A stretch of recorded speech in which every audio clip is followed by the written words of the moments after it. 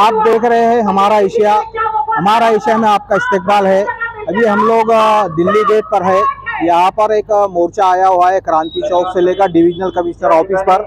यहाँ पर सभा में वो वितरित हुआ है।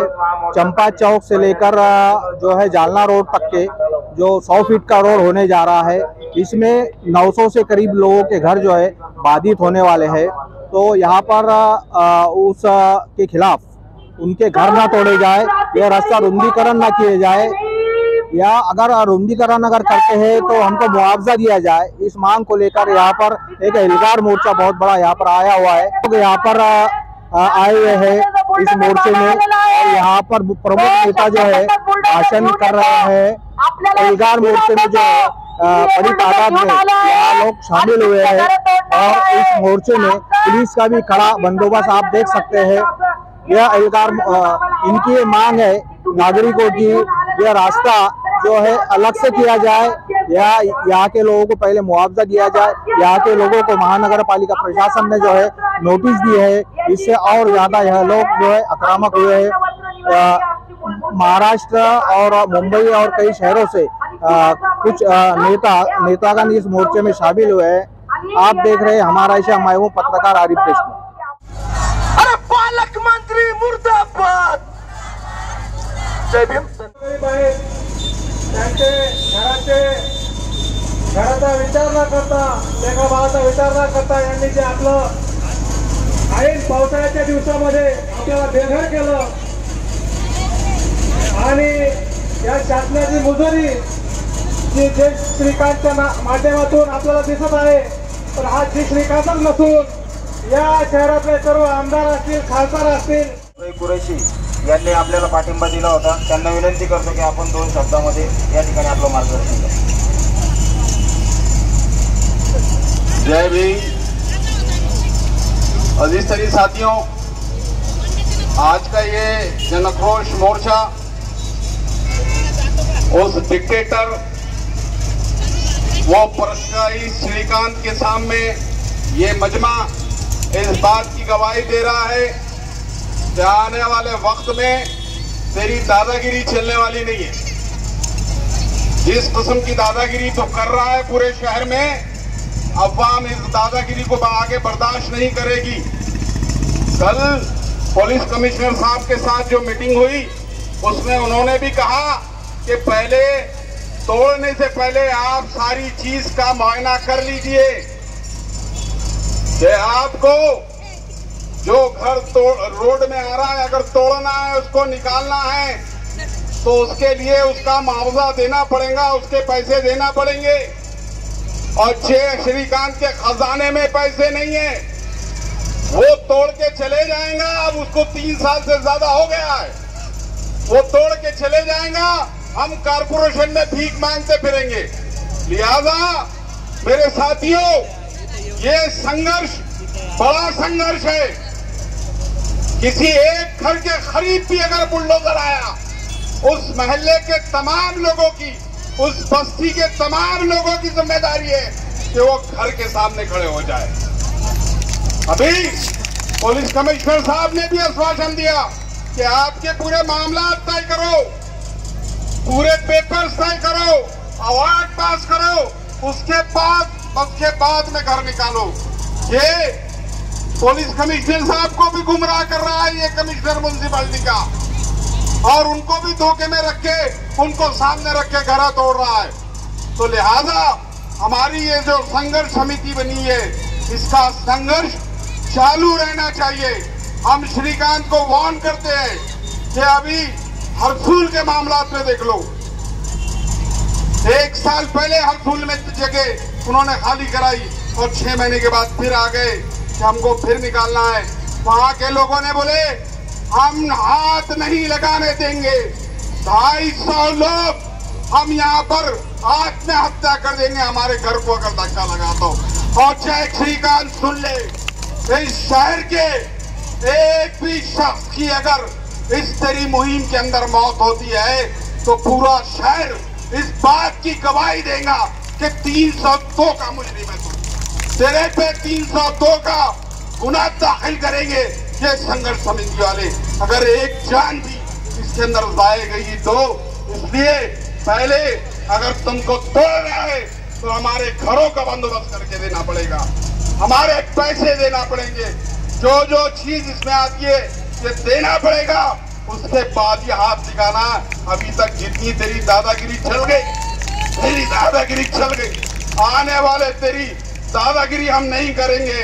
आने वाले वक्त में हम देख रहे हैं कि जो अवामी नुमाइंदों को हमने चुन के दिया था, ये प्रशासन की भड़वागिरी कर रहे हैं, ये भाड़ाऊ लोग हैं, ये भड़वागिरी कर रहे हैं पूरी प्रशासन की। हमारे साथ हमारा को सपोर्ट देना था, वो सपोर्ट नहीं दे रहे। लिहाजा अजीज तरीन साथियों, ये संघर्ष समिति जो बनी है इसके साथ आगे बढ़ के चलना है। जहां जहां भी अगर जुल्म होगा, हम मुस्लिम इत्तेहाद फ्रंट के लोग आपके सामने खड़े रहेंगे। खुदा हाफिज। कशासाठी बनवलं हे सगळं?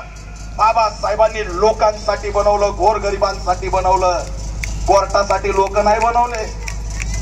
आणि म्हणून कोर्टाने सुद्धा या मोर्चाची दखल घ्यावी, राज्य सरकारने या मोर्चाची दखल घ्यावी आणि संतोष वावळे याची सुद्धा चौकशी करावी, खात्याने चौकशी करावी आणि या श्रीकांतला तात्काळ या असणाऱ्या शहरातून हद्दपार करावं, हाच असणारी आमची या ठिकाणी मागणी आहे। आणि आत्ताची आत्ता सगळी बुलडोजर कारवाई थांबली पाहिजे, कोणत्याही ठिकाणी बुलडोजर जाता कामा नये। तुम्हाला रस्ते करायचे, हिम्मत असेल तर बाबा आणि कॅम्ब्रिज पर्यंत पहिलं करून दाखवा आणि नंतर दुसऱ्या एरियात घुसा, ही नौटंकी करू नका, एवढंच असणारं आव्हान करतो। आणि गृहमंत्री मुख्यमंत्र्यांना या सरकारला आव्हान करतो की हे औरंगाबादचं प्रकरण गांभीर्याने घ्या, अन्यथा तीव्र प्रसाद उमटल्याशिवाय राहणार नाही, हा सुद्धा इशारा देतो। इथं आमच्या या सगळ्या कोर कमिटीने कुणाचे नाव घेतले तर नावं राहतील, पण दीपकराव निकाळजे असतील, जयश्रीताई शिर्के असतील, अरविंद कांबळे असतील, सर्वच अनेक नेत्यांनी या ठिकाणी तुम्हाला भूमिका मांडली, रात्रंदिवस फिरले, अनेक जण चिल्लर उडवत होते। यांचं काय खरंय? हे काय मोर्चा काढणार आहेत? अरे मोर्चा हा मुद्द्यावर निघत असतो आणि लोकांच्या प्रश्नावरती निघत असतो। या आया बहिणींना आम्ही पाणी सुद्धा देऊ शकलो नाहीत, माय मावल्यांनो, आमचं घर दोघा चौघाचं घर जाणार नाही आया बहिणींनो, पण हे काळीज बाबासाहेबांच्या विचाराने हा मेंदू मानवतावादी झालेला आहे। तुमचे घर जातात, तुम्ही रडताना टीव्हीवर दिसतात, आमच्या सारख्याला झोप येत नाही, म्हणून आम्ही तुमच्या आधी लढायला आणि मारायला या मैदानात उतरलो। आम्ही तुमची दिलगिरी व्यक्त करतो, आम्ही तुम्हाला पाणी सुद्धा देऊ शकलो नाही देऊ शकलो पाणी। 1 तास 2 तास नाही, जवळपास 5 तास तुम्ही चालला, तिथं बसलात, तुम्हाला आशा वाटते की हे 4-2 लोक पोटतिडकीने बोलतायत, आमचे घर वाचवतील असं तुम्हाला वाटतं। तुमच्या निरागल डोळे, अरे लोक मरायला लागले, जय श्रीकांत मुख्यमंत्री, लोक निरागसे पटापटा मरतील, त्यांचे घर हिसकावून घेऊ नका, थोडी दया माया दाखवा, या आया बहिणींना बेघर करू नका।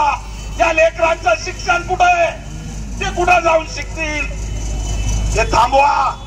आणि म्हणून मोर्चावर, मुद्द्यावर पीडितांचा, सर्वसामान्य लोकांचा हा स्वाभिमानी मोर्चा येऊन धडकलेला आहे। तुम्हा सर्वांचं मी स्वागत करतो आणि थांबतो।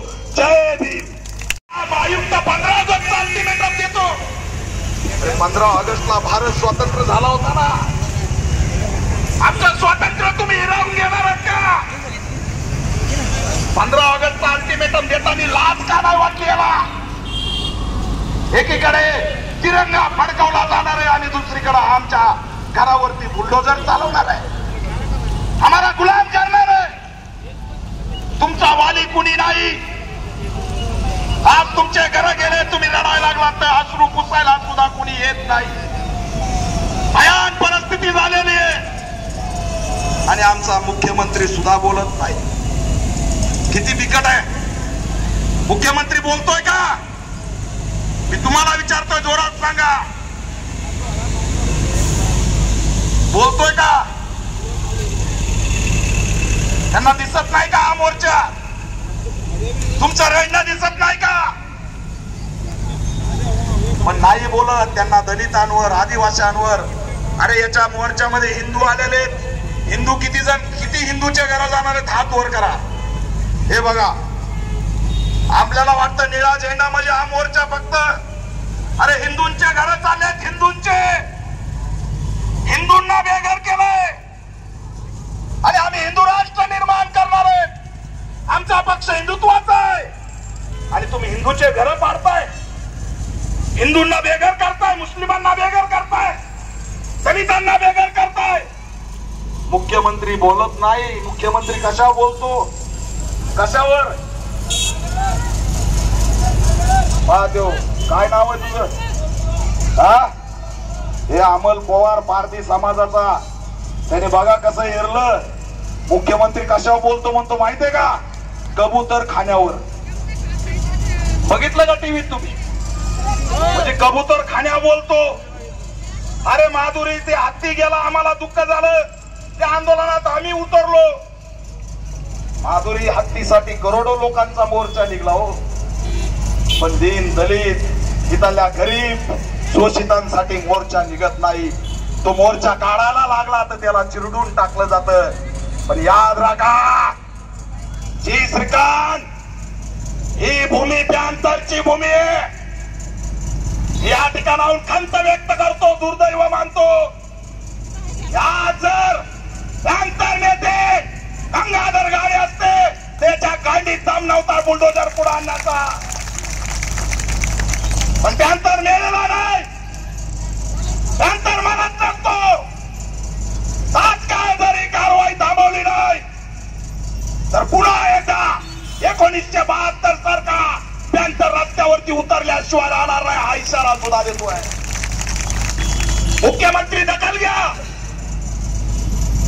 एकनाथ शिंदे दखल घ्या. आणि या सगळ्या दोन टकूचे एक जी श्रीकांत आहे आणि दुसरा कोण आहे?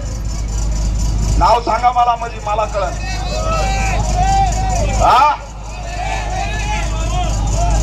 वा, लोक किती उद्रेक आहे लोकांचे. संतोष वावळे, तर त्याचा GR मला पाठवला आमच्या एका पत्रकारांनी. त्याची ऑर्डरच नाही. अतिक्रमण कोणतं पद आहे त्याच्याकडे? हा, मुख्य लेखा व वित्त अधिकारी. हे पत्र आहे त्याचं 2021च. पत्रकार बांधवांना नोट करा. संतोष वावळे या ठिकाणी मुख्य लेखा व वित्त अधिकारी म्हणून आलेला आहे. त्याचा आणि अतिक्रमण विभागाचा संबंध काय?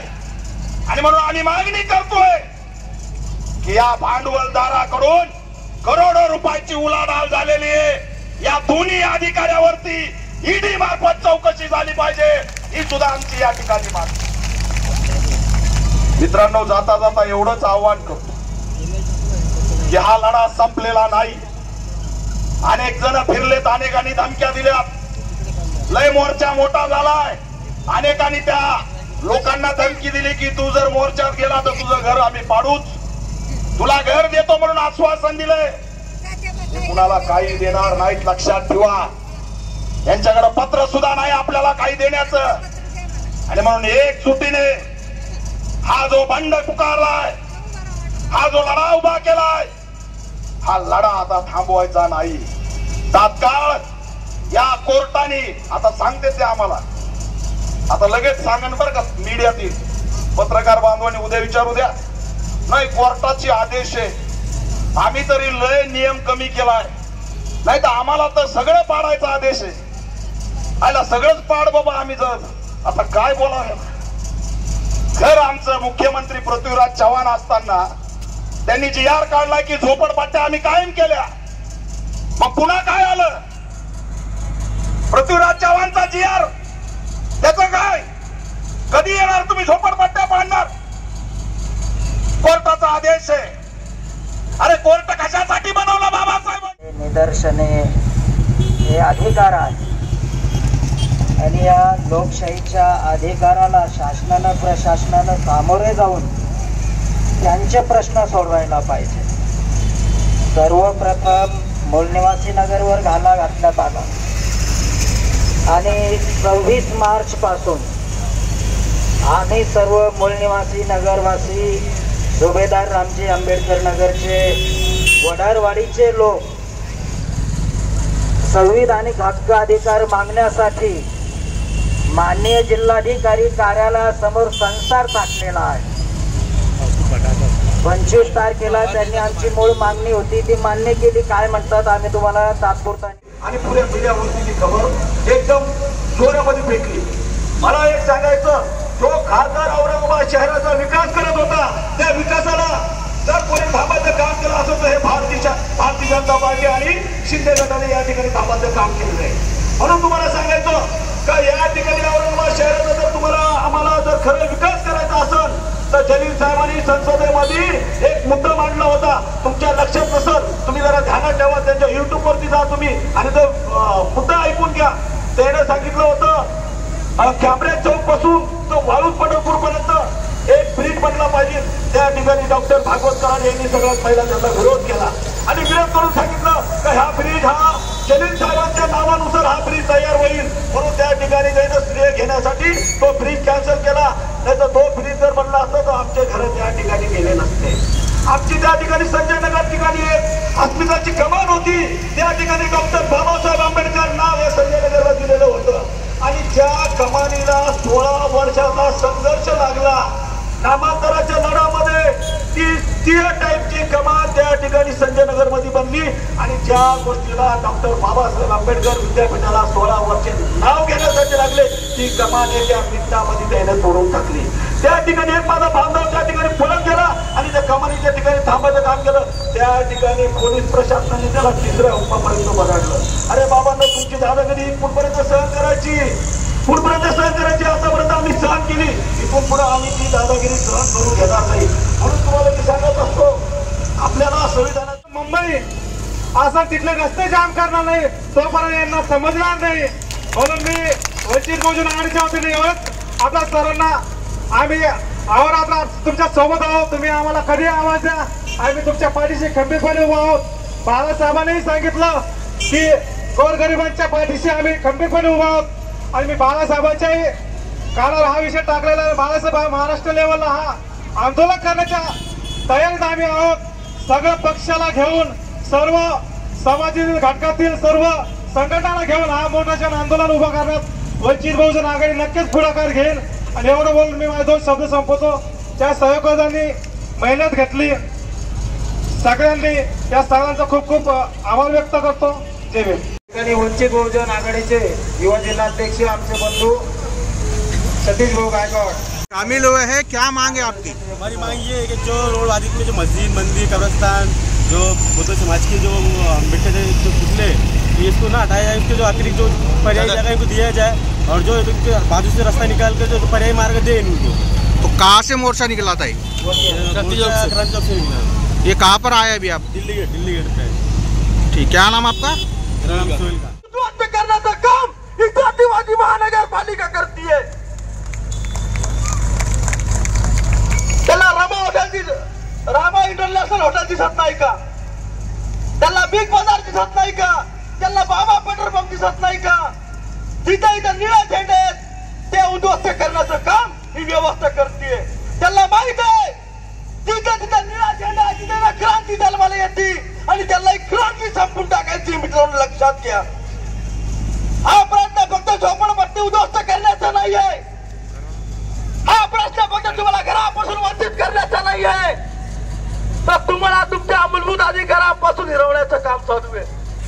तुमची चळवळ संपवण्याचं काम चालू आहे.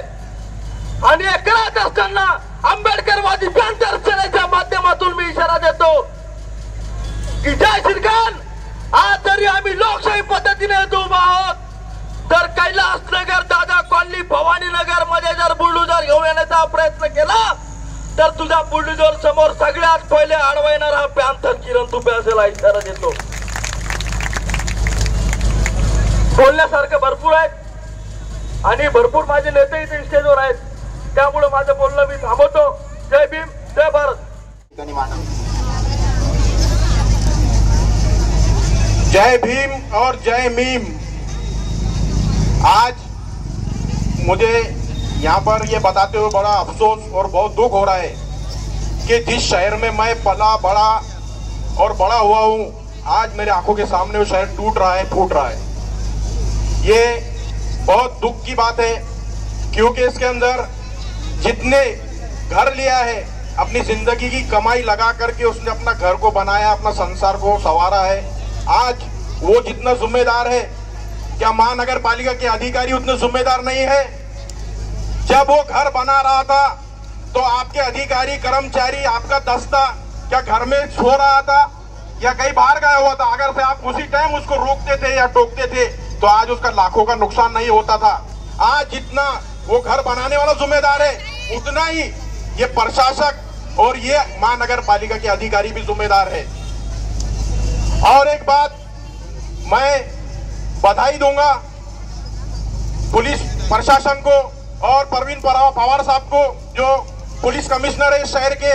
उन्होंने आज एक स्टेटमेंट दिया कि जो फौजी, जो दस्ता आज इनके साथ में घूम रहा है महानगर पालिका के साथ में, वो दस्ता जो देश की रक्षा करता था, वो माजी सैनिक है, हम उनका बहुत आदर करते हैं। लेकिन जब आप लोग बॉर्डर के ऊपर देश से लड़ रहे थे सामने वाले, तो यही नागरिक, यही लोग और यही लोग आपके लिए हाथ उठा के दुआ कर रहे थे, प्रार्थना कर रहे थे, और आज आप उन्हीं लोगों के ऊपर डंडे बरसा रहे हो। ये कोई अच्छी बात नहीं है। और दूसरी बात, जी श्रीकांत साहब, अगर से आप यही 50 बुलडोजर और 100 अधिकारी और 50-300 कर्मचारी, अगर यही आप जयकवाड़ी के धरन के ऊपर लेकर जाते थे और अगर आप वहीं पर ये धरन का काम करते थे और पानी की पाइपलाइन शहर को लाते थे, तो आज मेरा शहर 10 दिन पानी के लिए तरसता नहीं था। तब आप लोग कहाँ गए थे? अरे यही डेवलपमेंट अगर आपको करना है तो सबसे पहले पानी लेकर आओ शहर को।